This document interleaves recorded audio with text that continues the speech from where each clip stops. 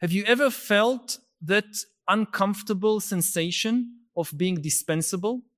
Perhaps it was when an app solved in seconds a problem that would take hours of your time, or when you discovered that an artificial intelligence can write texts, create art, or even diagnose diseases better than many professionals. This feeling isn't paranoia, it's intuition. Your brain is picking up something your rational mind still resists accepting. We are entering the era of mass human dispensability, and this is happening much faster than any previous revolution in human history. Millions of people around the world are beginning to realize that their skills, their jobs, their contributions to society may simply no longer be necessary.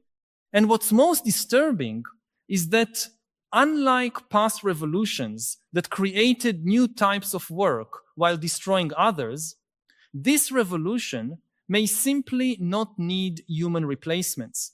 When we look at the history of technological transformations, we always find the same comforting pattern: Schumpeter's creative destruction in action. The Industrial Revolution eliminated manual artisanal work, but created factories that needed workers. Automation eliminated many factory jobs, but created the need for technicians, engineers, and service professionals. Each technological revolution destroyed one type of work, but created others. It was like a cosmic dance where humanity always found a new role to play in the transforming economy. This pattern gave us a false sense of security. The belief that there will always be something for humans to do, always a way to keep ourselves relevant and necessary. But the artificial intelligence revolution is fundamentally different from all previous ones. And the difference lies in a characteristic that never before existed in the history of technology: the ability to mimic and surpass human cognition in a generalized way. For the first time, we are not creating tools that amplify our physical capacities or that follow rigid algorithms programmed by us. We are creating entities that can learn, adapt, create, and even demonstrate something resembling intuition. And they are doing this not just in specific tasks, but across increasingly broad domains of human knowledge and creativity. Consider what happened to the radiology profession. For decades, radiologists represented the epitome of highly specialized medical expertise. They were professionals who spent years learning to identify subtle patterns in medical images, developing a trained eye that combined technical knowledge with clinical intuition. Today, artificial intelligence systems can detect certain types of cancer in radiological images with accuracy superior to the best human specialists. And this is not an isolated achievement. AI systems are surpassing humans in dermatological diagnosis, pathological analysis, and even in robotic surgeries. What took decades for a doctor to develop can be replicated and surpassed by a machine in months of training. But medicine is just the tip of the iceberg. Lawyers discover that algorithms can analyze contracts and legal precedents faster and with fewer errors. Journalists see their articles being written by automated systems. Teachers watch their classes being replaced by personalized artificial intelligence tutors. Artists contemplate works created by neural networks that rival in creativity and technique. Even psychologists and therapists are seeing the emergence of therapeutic chatbots that many users consider more empathetic and available than human professionals. The speed of this transformation is dizzying. We are talking about changes that traditionally would take generations happening in a matter of years or even months. And unlike previous revolutions, this one is not creating massive new categories of human work. It is simply eliminating the need for human intermediaries in a growing number of cognitive tasks. It's as if humanity had spent millions of years developing its intellectual capacities only to discover that a superior form of intelligence can be artificially created and infinitely replicated. What makes this situation even more disconcerting is that the replacement is not happening at the edges of society, starting with the least skilled jobs. It is happening simultaneously at all levels of the professional hierarchy.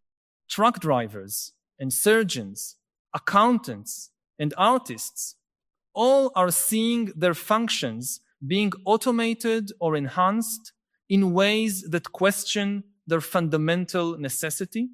This breaks our traditional narrative about education and training as protection against obsolescence. We always believed that the more education, the more job security. But now we discover that precisely the most cognitive and creative jobs, those that require years of education, may be the most vulnerable to intelligent automation. Think of the irony.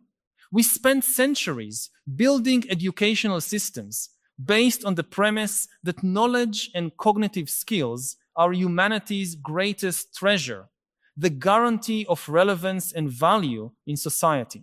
We created universities, developed increasingly refined specializations, built entire careers based on human expertise.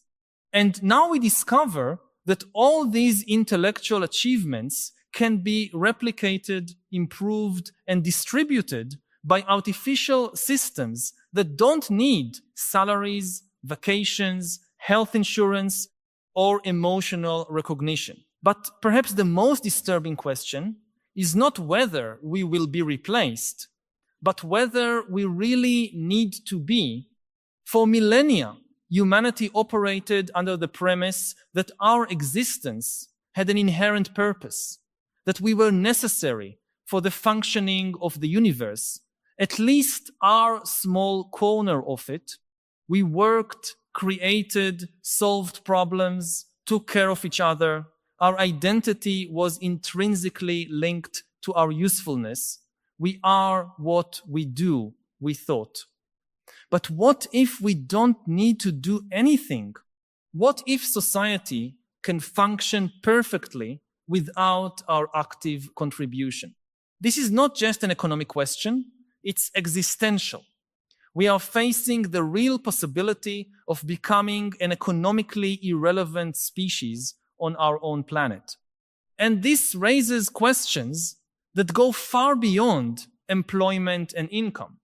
If we don't need to work, what is the purpose of education?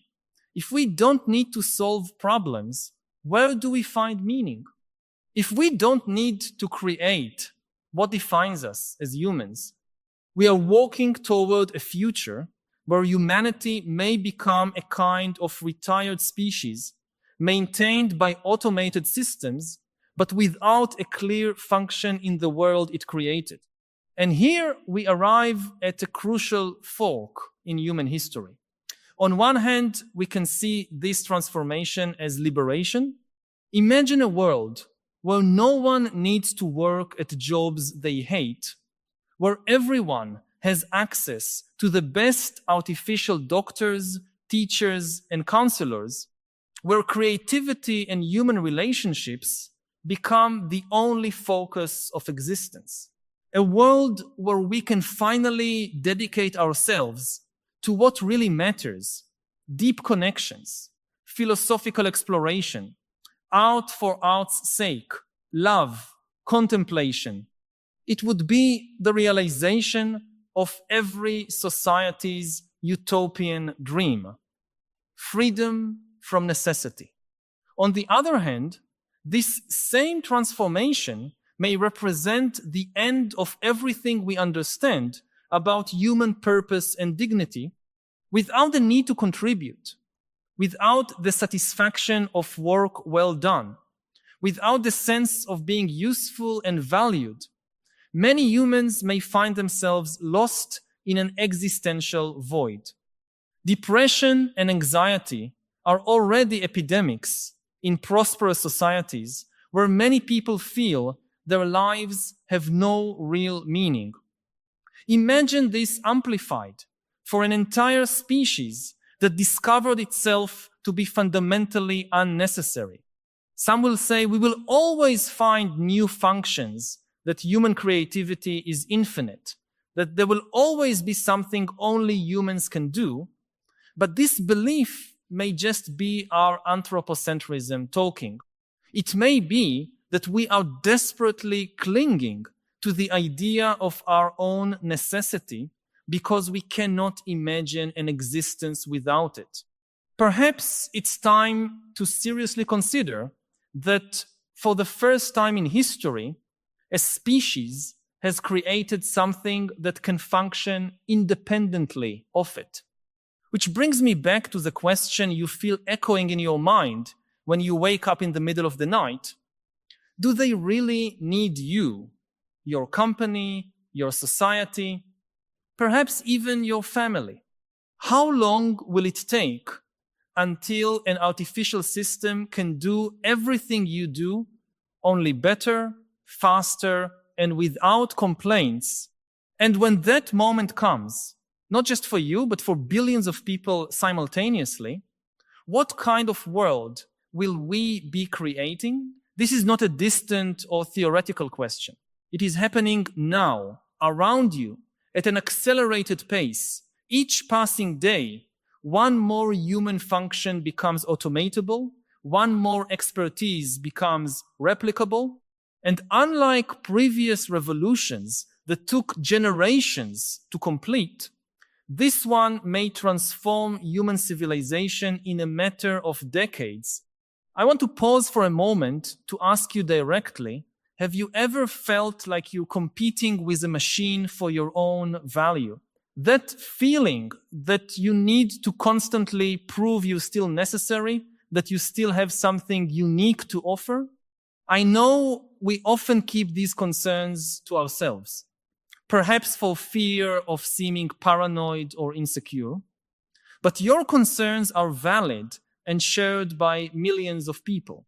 If this fear resonates with you, share your experience in the comments. It can be as simple as writing, "I feel like I'm competing with technology," when your honesty can help others realize they are not alone in this existential anxiety that defines our era. Perhaps the question is not whether we will be replaced, but how we will redefine what it means to be human in an age when our traditional utility is disappearing. Throughout history, humanity has defined itself by what it could do, by the problems it could solve, by the needs it could meet. But what if our greatest contribution to the future is not what we do, but what we are? What if our consciousness, our capacity to suffer and feel joy, our ability to love and be loved, our search for meaning, even when that meaning seems to have no practical purpose, is exactly what makes us irreplaceable? This transformation may force us to confront questions we have avoided for millennia. What do we really value in the human experience? Is it our productivity or our humanity? Is it our capacity to solve problems or our capacity to feel? Is it our efficiency or our vulnerability? When a machine can do everything better, perhaps we finally have to look at what it cannot be: fragile, mortal, imperfect, desperately seeking meaning in an apparently indifferent universe. But this redefinition will not be automatic or painless. Entire societies will have to be reimagined. Economic systems that depend on human labor will need to be rebuilt. Concepts of value, merit, and resource distribution will have to be completely rethought. And perhaps most importantly, millions of people will have to find new ways of seeing themselves as valuable and meaningful when their economic utility disappears. Some countries are already experimenting with universal basic income, recognizing that it may be necessary to sustain entire populations that simply have no work to do. But money is only part of the equation. How does a society maintain cohesion and purpose when most of its members have no economic function? How do people maintain dignity and self-esteem when they don't contribute measurably to their community? Ironically, this crisis may take us back to some of the oldest questions in human philosophy. What constitutes a life well lived? How do we find meaning in existence? What is our relationship to the transcendent? For centuries, these questions were philosophical luxuries for those who had enough time to contemplate them. Now they may become practical necessities for all of humanity. Perhaps we will discover that our greatest achievement as a species was not creating artificial intelligence, but being forced by it to rediscover our own essence.